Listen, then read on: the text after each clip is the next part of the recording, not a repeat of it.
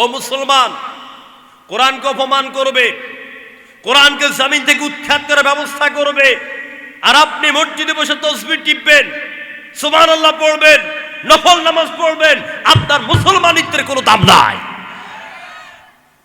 আমার কোরআন আমাদেরকে শিখিয়েছে কারো গায়ে আঘাত করো না, কারো বিরুদ্ধে ষড়যন্ত্র করবে না, কারো উপর অন্যায় অত্যাচার করবে না।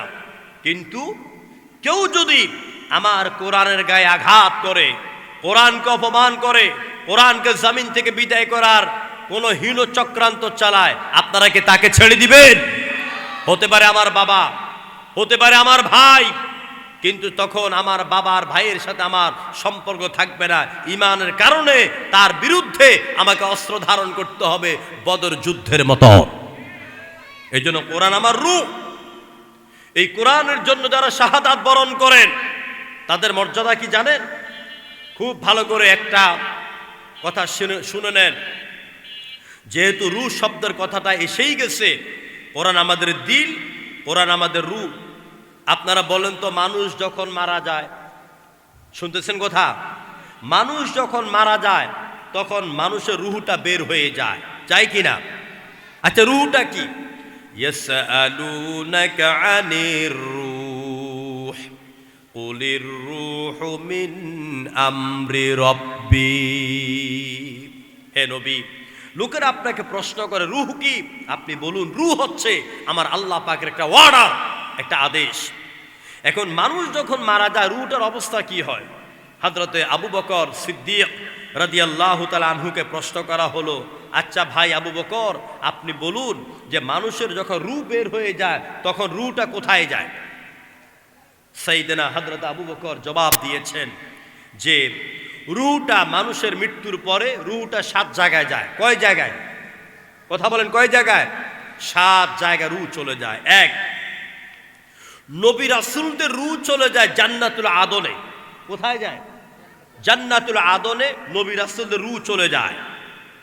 আর হক্কানি ওলামায়ে কেরাম যারা, হক্কানি আলেমদের রূহ চলে যায় জান্নাতুল ফেরদাউসে।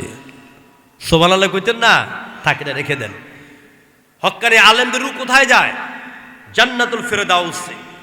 3 নম্বরে নেককার মুমিন যারা, নেককার মুমিনদের রূহ চলে যায় ইল্লিজ্জিন। কোথায় চলে যায়? ইল্লিজ্জিন। 4 নম্বরে যারা আল্লাহর কোরআনের রাজ কায়েমের জন্য, এই জমিনে আল্লাহর দ্বীন প্রতিষ্ঠার জন্য হকের আন্দোলনে গিয়ে শাহাদাত বরণ করে, ওই সমস্ত শহীদদের রূহকে আল্লাহ পাক নির্দিষ্ট কোনো জান্নাত দেন না। আল্লাহ পাক ওই সমস্ত শহীদদের রূহকে সবুজ পাখির ভিতরে ঢুকাইয়া গোটা 8টি জান্নাতের স্তরে, 8টি জান্নাতের দরওয়াজায় ঘুরে ঘুরে বেড়াবার মতন হিম্মত এবং সুযোগ নিয়ামত দান করে দেন। যেরকম সুবহানাল্লাহ। আউযু বিল্লাহি মিনাশ শাইতানির রাজীম।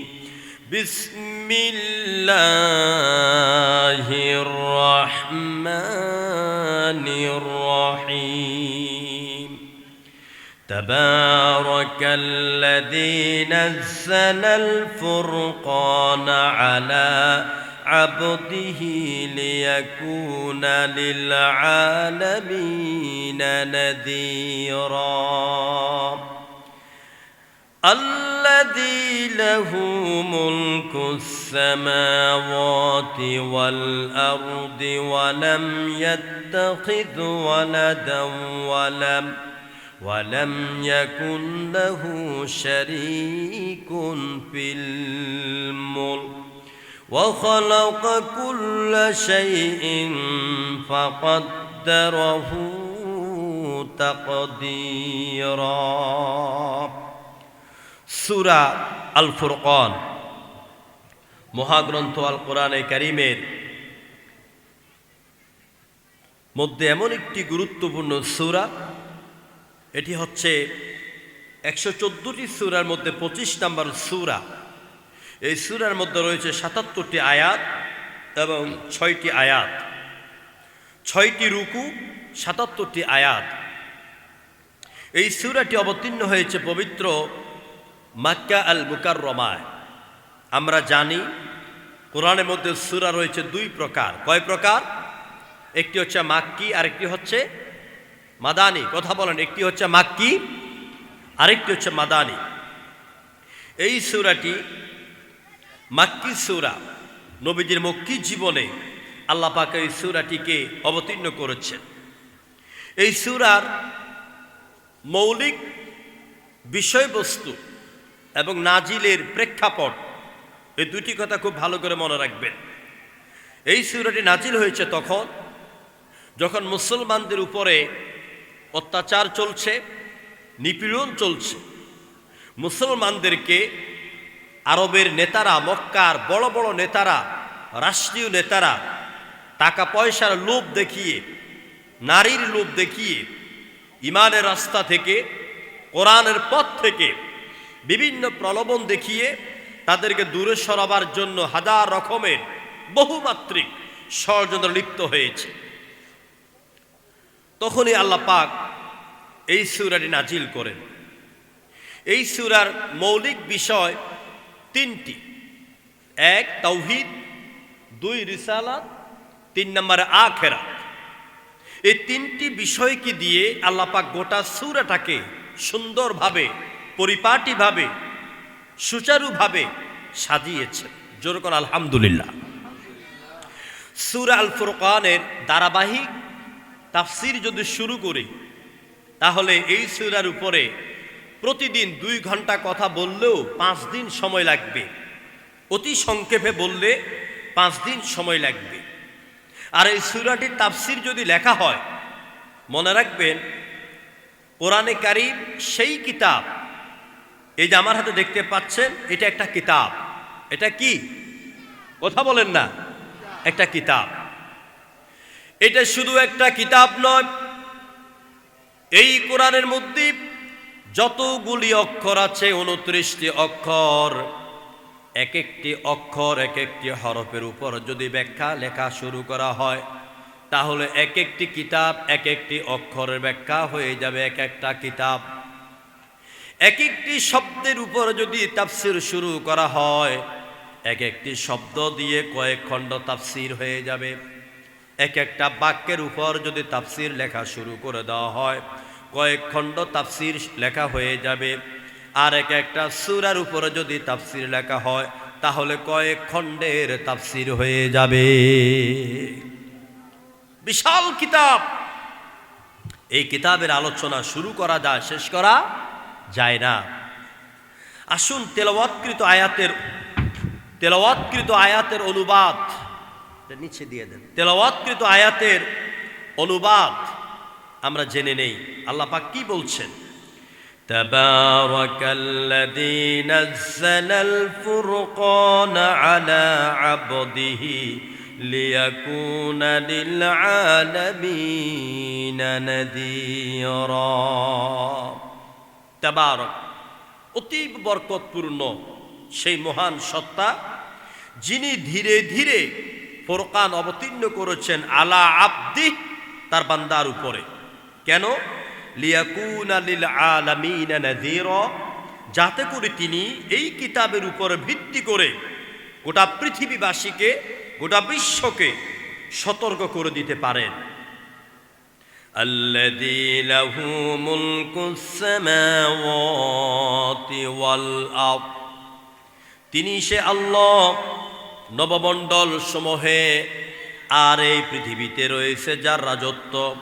ওয়ালাম ইয়াত্তাখিযু ওয়ালাদান ওয়ালাম ইয়াকুন লাহু শারীকুন ফিল মুলক, তিনি কোনো সন্তানাদি গ্রহণ করেন নাই। আর এত বিশাল রাজত্ব পরিচালনা করতে গিয়ে আল্লাহর সাথে কোনো শরীক বা কোনো অংশীদার নাই। ওয়া খালাকা কুল্লা শাইইন ফাকাদ্দারাহু তাকদীরা, আর তিনি প্রত্যেকটি জিনিসকে সৃষ্টি করেছেন এবং সকলের পরিমাণ এবং পরিমাপ নির্ধারণ করে দিয়েছেন। চিল্লায় বলেন সুবহানাল্লাহ। আমার ভাইরা, এ হচ্ছে আয়াতের তেলাওয়াতকৃত আয়াতের অনুবাদ। এবার আসুন আমরা ব্যাখ্যার দিকে চলে যাই। আল্লাহ রাব্বুল আলামিন সূরার শুরুতে বললেন তাবারক। তাবারকের 7টি অর্থ আছে, আমি শুধু 2টা অর্থ বলবো আপনাদের মনে রাখার জন্য, বোঝার জন্য। তাবারকের এক অর্থ হলো অতীব বরকতপূর্ণ, এক অর্থ হলো প্রাচুর্য, এক অর্থ হলো বিফলতা। আল্লাহ পাক এই তাবারক শব্দের তাফসীর করেছেন 29তম পারার সূরা আল মুলকের 1 নম্বর আয়াতে এইভাবে, তাবারাকাল্লাযী বিয়াদিহিল মুলকু ওয়া হুয়া আলা কুল্লি শাইইন কাদির।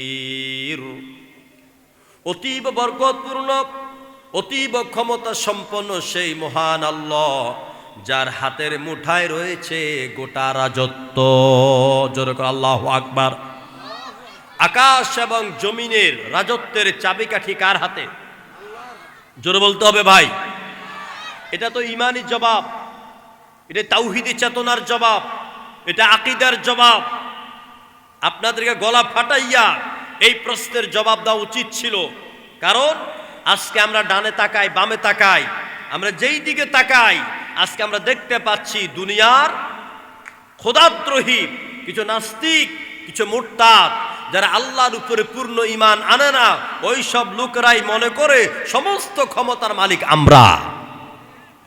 অথচ আল্লাহ বলছেন সব ক্ষমতার মালিক কে? চিল্লায় বলতে হবে কে? আমার ভাইয়েরা, এই তাবারক শব্দের ব্যবহার আল্লাহ রাব্বুল আলামিন কোরআনে কারীমের 18তম পারার 1ম পৃষ্ঠার মধ্যে তিনি করলেন। মানুষের সৃষ্টিকে নিয়ে এইভাবে বললেন, সুম্মা খলাকনান নুতফাতা আলাকাতান ফাখলাকনাল আলাকাতা মুদগা।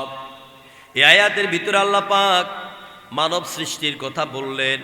যখন স্বামী স্ত্রীর মিলন হয়, তখন মিলনের ফলেই পিতার পৃষ্ঠ থেকেই সন্তানের পিতার পৃষ্ঠ থেকে যে পানিটা স্ত্রীর গর্ভে চলে যায় সেটাকে বলা হয় কোরআনের ভাষায় নুতফা। স্ত্রীর গর্ভে ওই নুতফাটা 40 দিন পর্যন্ত আপনার নুতফা অবস্থায় থাকে। এরপর 80 দিনের মাথায় ওইটাকে আল্লাহ পাক রক্তের চাকা বানিয়ে দেন। 120 দিনের মাথায় ওইটাকে আল্লাহ পাক গোস্তের টুকরা বানিয়ে দেন। তারপর আল্লাহ পাক চোখ দেন, হাত দেন, পাও দেন, কান দেন, অঙ্গ প্রত্যঙ্গগুলি দিয়া সুন্দর করে একটা স্ট্রাকচার, একটা বডি আল্লাহ সাজিয়ে দেন। তারপরে আল্লাহ পাক বলেন, ফাকাসাউনাল ইযামা লাহমা। আমি ওই কঙ্কালযুক্ত হাড়গুলির উপরে গোস্ত দিয়া সুন্দর করে আবৃত করে নাদুস নুদুস চেহারার একটা মানুষ, হতে পারে ছেলে, হতে পারে মেয়ে, আমি সেখানে তৈরি করে দেই। তারপরে আল্লাহ পাক বলেন, ফাতাবারাকাল্লাহু আহসানুল খালিকিন। অতঃপর দেখো বরকতময় আল্লাহ পাকের কি উত্তম সৃষ্টি। জোরে কোন আলহামদুলিল্লাহ। এইভাবে আল্লাহ পাক কোরআনে কারীমের অসংখ্য জায়গায় তাবারক শব্দটি ব্যবহার করেছেন, যেটা বরকত থেকে এসেছে। আল্লাহ পাকের এই নাম থেকে আমাদেরকে আরো শিক্ষা নিতে হবে, তাবারক থেকে নাম শিক্ষা নিতে হবে, জ্ঞান অর্জন করতে হবে। আল্লাহ পাকের সৃষ্টি দিন দিন বাড়ে না কমে। জোরে বলেন। 1971 সালে দেশের জনগণ ছিল কত বাবা? কত ছিল? 7 কোটি বা 7.5 কোটি। এখন কত? এখন প্রায় 18 কোটি। ঠিক কিনা বলেন? তাহলে বেড়েছে না কমেছে? আগের দিনে একটা মুরগি ডিম দিত বছরে বা 6 মাসে 10টা, 12টা, 20টা, 30টা। আবার বছর ঘুরে এলে, সময় ঘুরে এলে ডিম দিত। এখন আল্লাহ পাক ওই দেশি মুরগির বদলে এমন ফার্মে মুরগি বের করে দিলেন, বছরের 12 মাস ডিম পাড়তে থাকে। ঠিক কিনা বলেন? মানুষ বেড়েছে, মানুষের রিজিকও বেড়েছে। দেশি কই মাছ কমে গেল, চাষাবাদ করি, চাষের কই মাছ আল্লাহ পাক ব্যবস্থা করে দিলেন। দেশি হাঁস মুরগি কমে গেল, আল্লাহ পাক চাষের হাঁস মুরগি বের করে দিলেন যাতে করে মানুষ তার মেহমানদারি করতে পারে। আল্লাহ পাক বলে, বান্দা আমার সৃষ্টির তুমি যেই দিকে তাকাবে সেই দিকে তুমি বরকত দেখতে পাবে। জোরে করে আল্লাহু আকবার। আগে আমরা জেনেছি মহাশূন্যের ব্যাপারে, 9টা গ্রহের কথা আমরা জেনেছি। তারপরে আমরা এখন 11টার খবর আমরা পেয়েছি। এইভাবে দিন যত যায় ততই আল্লাহ পাকের সৃষ্টি বাড়তে থাকে। এই জন্য আল্লাহ পাক প্রায় জায়গায় তিনি তাবারক শব্দটি ব্যবহার করেছেন। এরপর আল্লাহ পাক বলেন, আল্লাযী নাযালাল ফুরকানা আলা আবদি, তিনি সে আল্লাহ যিনি তার বান্দার উপরে নাজিল করেছেন ফুরকান। কি নাজিল করেছেন? ফুরকান। ফুরকান অর্থ কি? ফুরকান হলো এই কিতাবের একটা নাম। এই কিতাবের নাম কি? কিতাবের নাম কি? কোরআন। কিতাবের নাম কি? কোরআন। আচ্ছা, এই কোরআনের নাম কয়টা জানেন আপনারা? জানেন না? আল্লামা জালালউদ্দিন সুয়ুতী রাহিমাহুল্লাহ তিনি তার আল ইতকান নামক কিতাবের ভিতরে কোরআন থেকে সংগ্রহ করে এই কিতাবের প্রায় 56টা নাম তিনি উল্লেখ করেছেন। এই যে আপনাদের এলাকার সন্তান মাসুম, মাশাআল্লাহ ভালো পড়াশোনা করছে, সুন্দর সঙ্গীত পরিবেশন করেছেন, ভালো ওয়াজও করে, তার জন্য দোয়া করি আল্লাহ পাক এই ছেলেটাকে দ্বীনের দাড়ি হিসেবে কবুল করুন, আমরা বলি আমিন। আমার ভাইয়েরা, ওরা পড়াশোনা করেছে, বিশ্ববিদ্যালয় নিশ্চয়ই পড়েছে। আল্লামা জালালউদ্দিন সুয়ুতী রাহিমাহুল্লাহর আল ইতকান নামক কিতাবের ভিতরে কোরআনের নাম উল্লেখ করা হয়েছে 56টা। আপনাদের জানার জন্য কয়েকটা নাম বলি। এই কোরআনের এক নাম হলো কোরআন, এক নাম হলো শিফা, এক নাম হলো হুদা, এক নাম হলো কিতাব, এক নাম হলো নূর, এক নাম হলো তানজিল, এক নাম হলো বাইয়িনাত, এক নাম হলো জিকির, এক নাম হলো হুদা। চিল্লায় এখন আল্লাহু আকবার। এগুলো কিসের নাম বলেন না? কিসের নাম? আচ্ছা বলেন তো, কোরআন ছাড়া পৃথিবীতে আর অসংখ্য কিতাব আছে নাকি নাই? ইসলাম ছাড়া অনেক ধর্ম আছে নাকি নাই? যেমন হিন্দু ধর্ম, এলাকায় হিন্দু আছে? হ্যাঁ, হিন্দু ভাইদেরকে বলবো, যারা আশেপাশে আছেন কোরআন শুনতে আসার জন্য বলবো। আপনাদেরকে আমার ভাইয়েরা চেয়ার দিবে, বসার সুযোগ করে দিবে। কারণ কোরআন শুধু মুসলমানদের জন্য আসে নাই, খুব ভালো করে মাথা খাটাইয়া বুঝবেন। কোরআন শুধু মুসলমানদের জন্য আসে নাই, এ কোরআন হিন্দু, বৌদ্ধ, পারসিক, খ্রিস্টান, ইহুদি, জারদাস্ত, অগ্নিপূজক সবার জন্য কোরআন। চিল্লায় এখন আল্লাহু আকবার। এই কোরআন শুধু জামাতে ইসলামী নয়, এই কোরআন আওয়ামী লীগ, বিএনপি, জাতীয় পার্টি, ফ্রিডম পার্টি, যত পার্টি আছে সব মানুষের জন্য, সকল দলের জন্য আল্লাহর কোরআন। সুবহানাল্লাহ কইতেন না? আমার ভাইরা,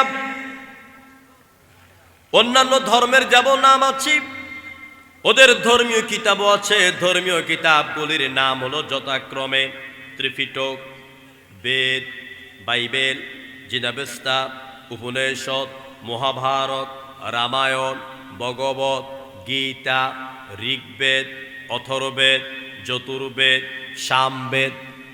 কয়টা নাম বললাম? গণেন নাই না? প্রায় 14টা নাম বলছি। সবগুলি আমার ঘরে আছে। পড়তে গিয়া আমি যেই জিনিসটি উপলব্ধি করলাম, এই কোরআন যখন আমাদের হাফেজ সালেহ আহমদ তাকরিব এ কয়দিন আগেও আবুধাবিতে 70টা দেশের মধ্যে আবার প্রথম হয়েছে। যেরকম আল্লাহু আকবার। সালেহ আহমদ তাকরিম যখন কোরআন তেলাওয়াত করি, মনে হয় যেন শান্ত নদীর মধ্য দিয়ে ঢেউগুলি একবার উপরে উঠে আবার নিচে নামে। কাবা শরীফের ইমাম ফজিলাতু শাইখ সাউদ আশ-শুরাইব তিনি যখন কাবা শরীফের চত্বরে সূরা ফাতিহা পড়েন, মানুষের অজান্তে চোখের কোঠা দিয়া দরদর করে পানি বের হয়ে যায়।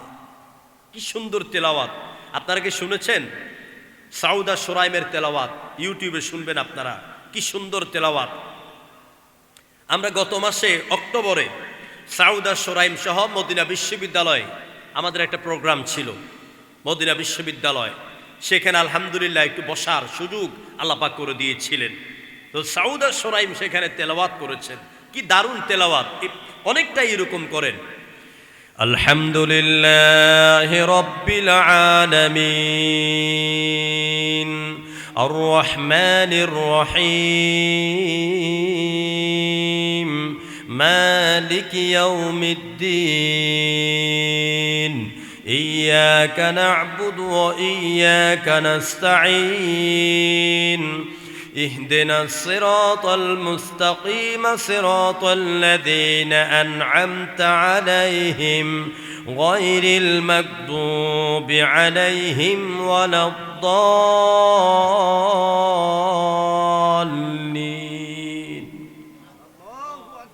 ভালো লাগে না খারাপ লাগে? এটা হলো কোরআন তেলাওয়াত। এবার একটু বেদ পড়ি, হিন্দু ধর্মের বেদ পড়ি, দেখেন মজা লাগেনি? পড়বো? কথা কয় না কা? পড়বো?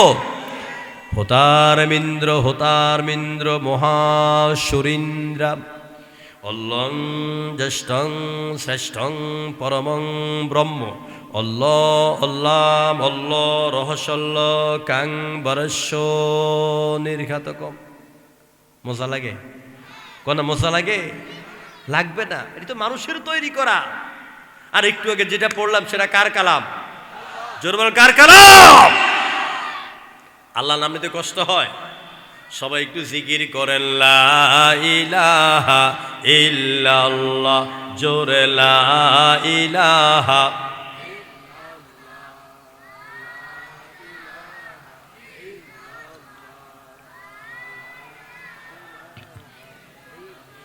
নেই কেহু নেই আল্লাহ ছাড়া, লা ইলাহা ইল্লাল্লাহ, লা ইলাহা ইল্লাল্লাহ, জোরে লা ইলাহা।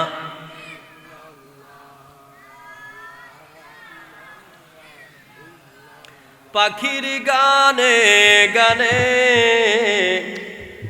হাওয়ার তানে তানে, ওই নামেরই পাই মহিমা, ওই নামেরই পাই মহিমা, হলেই আপন হারা, লা ইলাহা ইল্লাল্লাহ, জোরে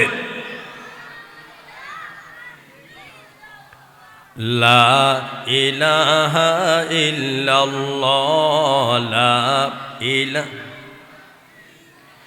আকাশ নীলে নীলে, মুখর ঝিলে ঝিলে, ওই নামেরই ঝরনা ধারা, ওই নামেরই ঝরনা ধারা, আকুল ব্যাকুল করা, লা ইলাহা ইল্লাল্লাহ, লা ইলাহা ইল্লাল্লাহ, লা ইলাহা ইল্লাল্লাহু মুহাম্মাদুর রাসূলুল্লাহ।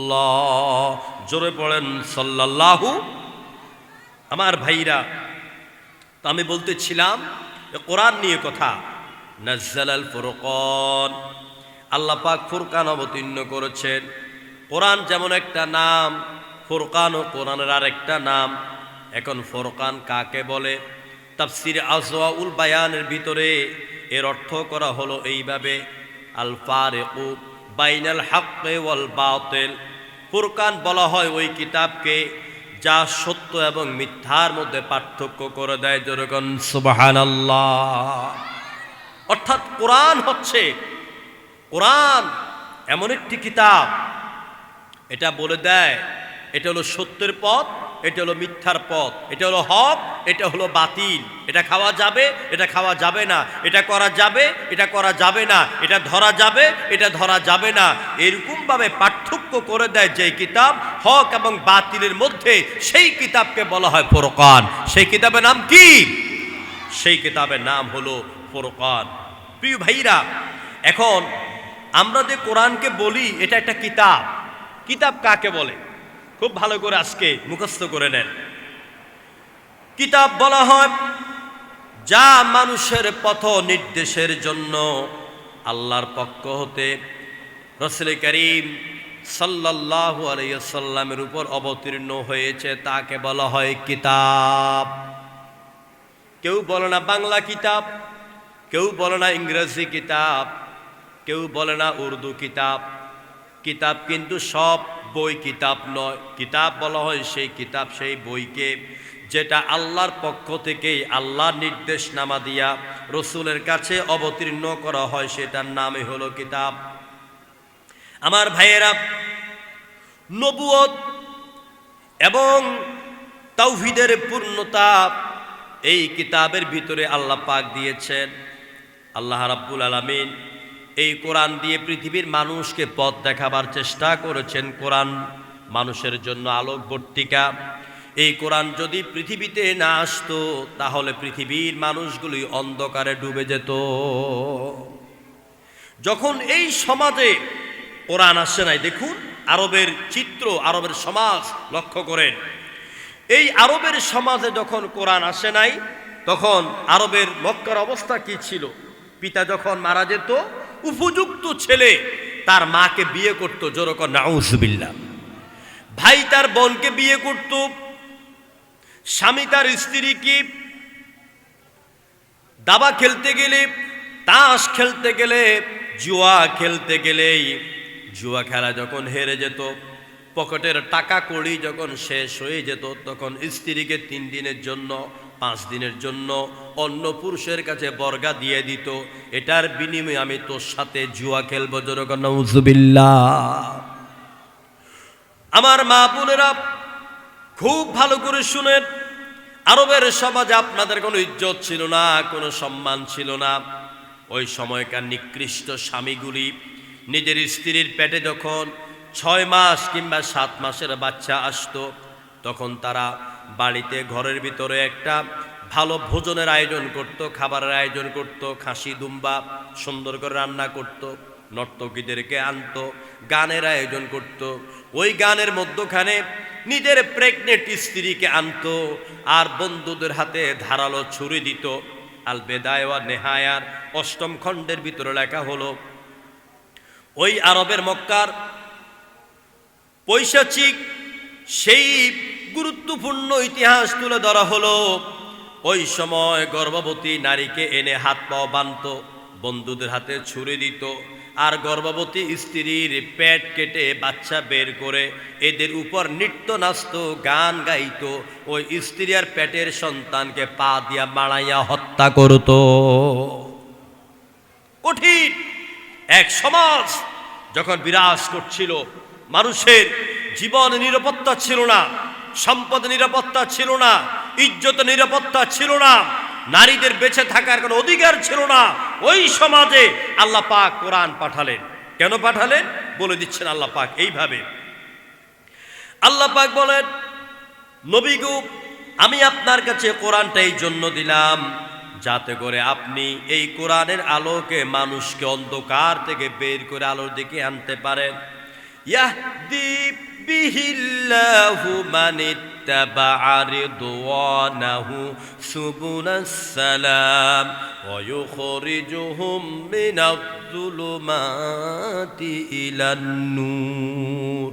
আল্লাহ পাক বলেন, যারা আমার এই কোরআনের পথ এবং মত স্বীকার করবে, মেনে চলবে, আল্লাহ রাব্বুল আলামিন এই কোরআনের বদৌলতে তাদেরকে শান্তির পথ দেখাইয়া দিবেন, সকল অন্ধকার থেকে মুক্ত করে আলোর দিকে নিয়ে আসবেন। যেরকম সুবহানাল্লাহ।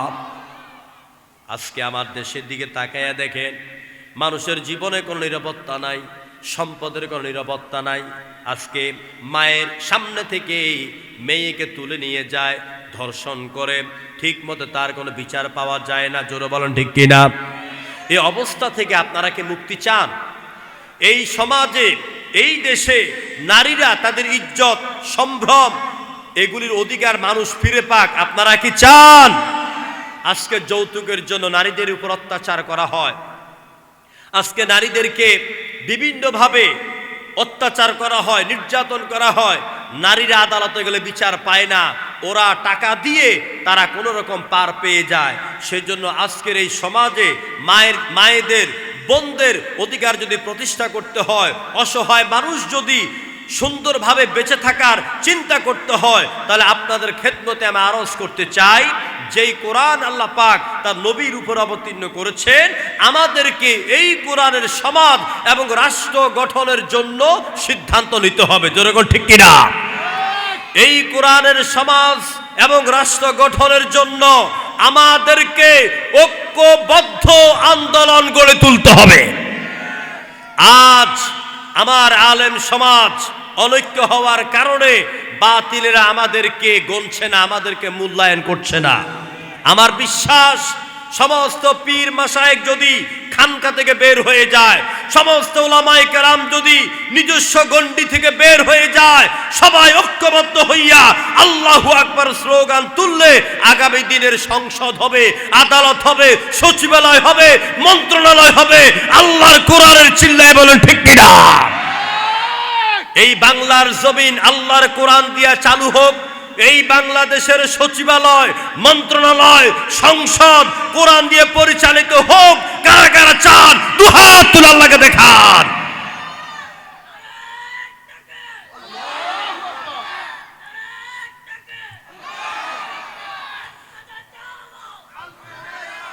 আমার ভাইরা,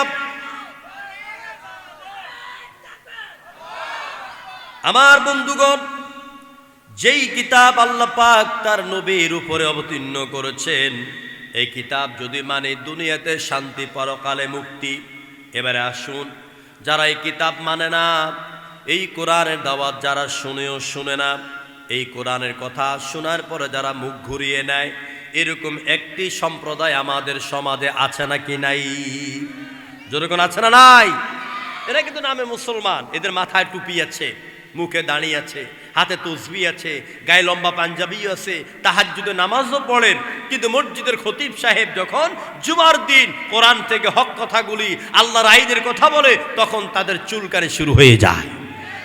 তখন তারা ইমামের বিরুদ্ধে লাগে, ইমামের চাকরি থেকে, খতিবের চাকরি থেকে সরাবার জন্য তারা বিভিন্ন পায়ে তাড়া করে। আমার ভাইরা, যারা এই কোরআন থেকে মুখ ঘুরিয়ে নেন, তাদের ব্যাপারে আল্লাহ পাক বলেন, ওয়ামান আ'রাদা আন যিকরি ফাইন্না লাহু মাঈশাতান দানকান ওয়া নাহশুরুহু ইয়াওমাল কিয়ামাতি আ'মা। আল্লাহ পাক বলেন, যারা আমার জিকিরি থেকে, আমার কোরআন থেকে এরাজ হয়ে যায়, আমার কোরআন থেকে মুখ ঘুরিয়ে নেয়, এদের জন্য আল্লাহর পক্ষ থেকে দুইটা গজব। কয়টা গজব? দুইটা গজব। একটা হলো আল্লাহ পাক এই পৃথিবীর বুকে তাদের সম্মান, তাদের ইজ্জত, তাদের রিজিক সব কিছুকে সংকীর্ণ করে দেন। আর দুই নাম্বার গজব হলো ওয়া নাহশুরুহু ইয়াউমাল কিয়ামাতি আ'মা। কিয়ামতের দিন আল্লাহ পাক তাদেরকে অন্ধ করে তুলবেন। এই কোরআন বিরোধীরা এবং কোরআন থেকে, কোরআনের দাওয়াত থেকে যারা মুখ ঘুরিয়ে নেয়, দেখবেন আপনি যখন সমাজে কোনো একজন ভাইকে, পথভ্রষ্ট ভাইকে আপনি কোরআনের দাওয়াত দিবেন, তখন সে আপনাকে গালিগালাজ করবে, আপনাকে অন্যরকম জানবে, বা অনেক সময় আপনার বিরুদ্ধে গিয়া আপনার নামটা থানার মধ্যে এন্ট্রি করে দেয়। যেরকম ঠিক কিনা? এই কোরআন বিরোধী লোক কিয়ামতের দিন যখন অন্ধ হয়ে উঠবে, তখন সে বলবে, ক্বালা রাব্বি লিমা হাশারতানি আ'মা ওয়া ক্বাদ কুনতু বাসীরা। ও আমার রব, আমি তো দুনিয়াতে চক্ষুষ্মান ছিলাম, আজকে আমি অন্ধ হয়ে উঠলাম কেন? আল্লাহ পাক বলবেন, ক্বালা কাযালিকা আতাতকা আয়াতুনা ফানাসিতাহা ওয়া কাযালিকাল ইয়াউমা তুনসা। রে নাফরমান, তোর কাছে আমার কোরআনের দাঁড়িয়ে গিয়েছিল, কোরআনের আলোকে জীবন গঠন করার জন্য দাওয়াত দিয়েছিল, কোরআনের উপর ঈমান আনার জন্য, কোরআনের মতে চলার, কোরআন অনুযায়ী ব্যক্তি জীবন, পারিবারিক জীবন, সামাজিক জীবন, রাষ্ট্রীয় জীবন লেনদেন করার জন্য তোর কাছে যখন দাওয়াত নিয়ে গিয়েছিল, তখন তুই তোর ক্ষমতার বলে, তুই তোর পাওয়ারের বলে, তুই তোর শক্তির বলে ওই দাওয়াতকে প্রত্যাখ্যান করেছিলি। আমি আল্লাহর কোরআন থেকে যেইভাবে মুখ ঘুরিয়ে নিয়েছিলি, আজকের হাসরের কঠিন ময়দানে আমি আল্লাহ তোর থেকে মুখ ঘুরাইয়া নিলাম। জনগণ ইন্না লিল্লাহ।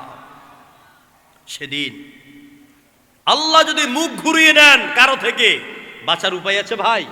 কথার জবাব দেন, বাঁচার উপায় আছে? বাঁচার কোনো উপায় নাই। এই জন্য সাবধান হয়ে যান। কিসের পিছনে ঘুরছেন? কার পিছনে দৌড়াচ্ছেন?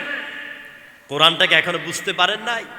এই কোরআনটা হচ্ছে এমন একটা নিয়ামতের নাম, আমি এটাকে আমার ভাষা বলি, এটা হচ্ছে সারা দুনিয়ার যত ডায়মন্ড, ডায়মন্ড চিনেন তো আপনারা? হীরা, হীরা, হীরা চিনেন না? হীরার টুকরা। গোটা পৃথিবীতে যত হীরার টুকরা আছে, হীরার খনি আছে, সব হীরক খণ্ডকে একসাথ করেন, এক জায়গা করেন, আর আল্লাহর কোরআনটাকে এক পাশে রাখেন। আল্লাহর নামে শপথ করে বলি, কসম করে বলি, সমস্ত হীরক খণ্ডের চাইতে আল্লাহর কোরআনের দাম, মর্যাদা, মূল্য হাজার কোটি গুণে অনেক অনেক বেশি। জোরে করে আল্লাহু আকবার। এই হীরক খণ্ডটাকে আমরা চিনলাম না। এই কোরআন তো আমাদের দিল, এই কোরআন আমাদের রূহ। কোরআন আমাদের কি? রূহ। এটা আমাদের সম্মানের সাথে বেঁচে থাকার দলিল।